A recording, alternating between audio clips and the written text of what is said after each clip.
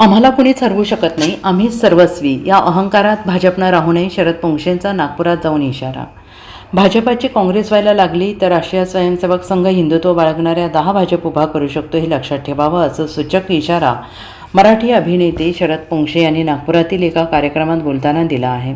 आम्हाला कुणीही हरवू शकत नाही, आत्ता आम्हीच आहोत, या अहंकारात भाजपने राहू नये, असं वक्तव्य शरद पोंक्षे यांनी या कार्यक्रमात बोलताना केले. राज्य सरकारच्या सांस्कृतिक कार्य संचालनालयाच्या वतीनं रविवारी नागपुरात व्याख्यानमालेचं आयोजन करण्यात आलं होतं.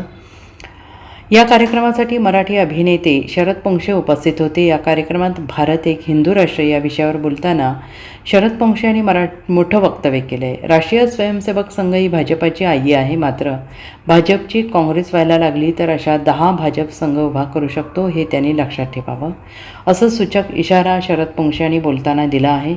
आज भारतामध्ये हिंदूंचे सण उत्सव मोठ्या थाटात साजरे केले जात आहेत.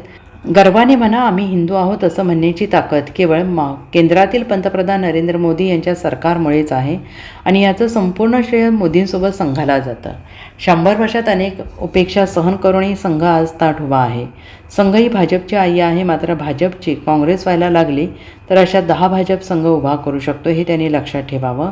पुढे 10-15 वर्ष वाट पाहावी लागली तरी चालेल, पण कट्टर हिंदूंच्या 10 भाजप उभ्या करण्याची ताकद संघात आहे, असं शरद पोंक्षे यांनी म्हटलेलं आहे.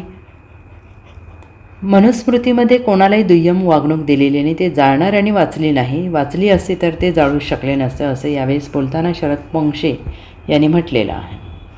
Bureau report, SBN Marathi, Nagpur.